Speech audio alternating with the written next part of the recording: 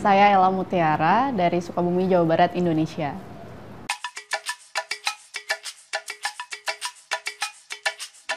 Inspirasi aku untuk membuat karya ini berawal dari pengalamanku ketika usia 12 tahun untuk pertama kalinya nonton kesenian Bajidoran, dan kemudian sampai aku usia kurang lebih 20 tahun, mungkin di 2013, aku kehilangan momen itu karena aku harus berpindah ke Jogja dan aku harus melanjutkan kuliah di sana. Tapi ada satu momen di mana aku pulang lagi ke rumah dan aku seperti terpanggil lagi dengan memori itu, dan aku merasa lebih dekat lagi. Kayak misalnya aku ternyata bagaimana aku belajar menari dari sejak kecil, itu selalu berhubungan dengan pinggul karena aku belajar dari tradisi Sunda. Itu yang kemudian men-trigger aku untuk membawa tema Bajidoran ini di Kampana saat ini. Nah, Bajidoran ini menjadi pintu masuk aku untuk melihat bagaimana pergeseran pinggul di dalam kebudayaan Sunda, khususnya di tari kerakyatan. Bagaimana pinggul itu yang awalnya dia hadir di dalam ritual kesuburan, kemudian dia bergeser menjadi hiburan, dan saat ini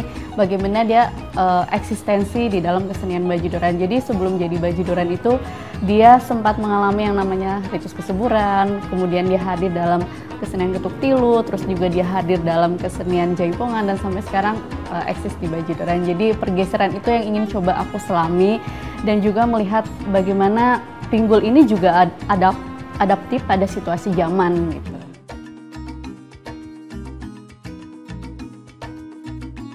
Aku ingin menyampaikan bahwa pinggul itu tidak selalu berurusan dengan tempat sensualitas atau hanya dia difungsikan sebagai fisikal gitu.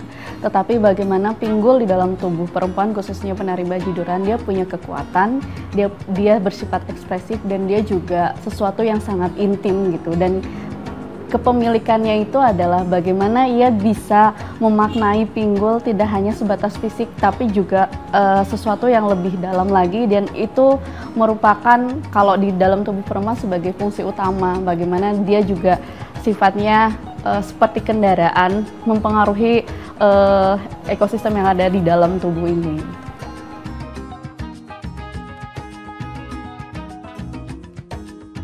Kesulitannya adalah rasanya selalu ingin memuntahkan apa yang sudah aku dapatkan gitu. Rasanya ingin sekali menghadirkan berbagai macam persoalan, tapi lagi-lagi pertanyaannya adalah bagaimana aku memposisikan diriku di dalam karya ini. Dan kesulitannya selain itu adalah apakah karya ini akan diposisikan sebagai kritik, kontemplatif, atau juga refleksi gitu.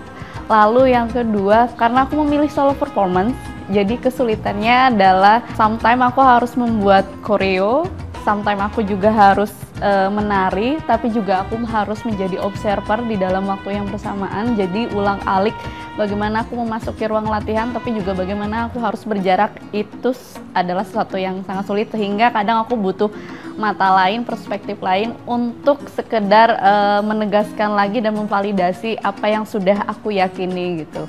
Dan karena mungkin bekerja sendiri, jadi segala keputusan itu aku tidak bisa mempertimbangkan suara lain, harus berangkat dari dalam diri aku sendiri gitu. Tantangan selanjutnya adalah karena aku juga bertemu dengan teman-teman yang punya ide yang sangat brilian dan beragam, sehingga mungkin kalau nggak fokus di karya ini, kita bisa saja cepat terpengaruh karena perspektif yang lain juga menarik gitu untuk selalu dimasukkan gitu. Halo, saya Ella. Jangan lupa saksikan Indonesian Dance Festival 2024 di Jakarta.